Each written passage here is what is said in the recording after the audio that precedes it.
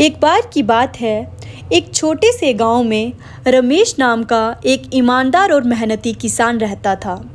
रमेश का जीवन बहुत साधारण था, लेकिन उसकी ईमानदारी और मेहनत के कारण गांव के लोग उसका बहुत सम्मान करते थे। वह रोज़ सुबह जल्दी उठकर अपने खेतों में काम करता और शाम तक मेहनत करता। एक दिन गांव के जमींदार ने घोषणा की कि वह अपने बड़े खेत को किसी योग्य और ईमानदार व्यक्ति को खेती के लिए देना चाहता है, लेकिन उसने एक शर्त रखी। उसने कहा, जो भी ये खेत लेना चाहे उसे पहले एक कठिन परीक्षा से गुजरना होगा। रमेश ने भी खेत पाने की इच्छा जताई। जमींदार ने रमेश और अन्य इच्छुक लोगों को एक एक बीज दिया और कहा, इस बीज को अपने घर लेकर जाओ और इसे एक गमले में लगाओ।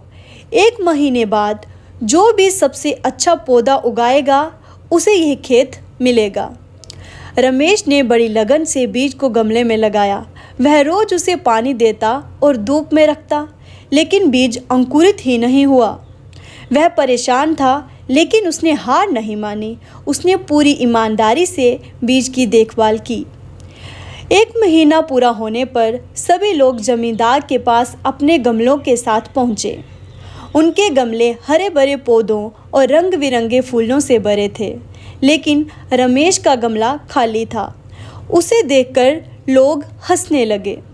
जमींदार ने सभी गमलों को ध्यान से देखा और अंत में रमेश को आगे बुलाया। वह बोला, रमेश, तुम्हारा गमला तो खाली है, क्या तुमने बीज नहीं लगाया था? रमेश ने सिर झुकाते हुए कहा, मालिक, मैंने पूरी ईमानदारी से बीज लगाया और उसकी देखभाल की, लेकिन वह अंकुरित नहीं हुआ। जमींदार मुस्कुराया और बोला, यही ईमानदारी की असली पहचान है। मैंने आप सबको उबले हुए बीज दिए थे जो अंकुरित हो ही नहीं सकते थे, लेकिन रमेश के अलावा सभी ने झूठ बोलकर किसी और बीज का पौधा उगाया। रमेश ने अपनी ईमानदारी साबित की है और मैं उसे ये खेत सौंपता हूँ। ये सुनकर सभी लोग हैरान रह गए। रमेश की ईमानदारी और मेहनत की जीत हुई।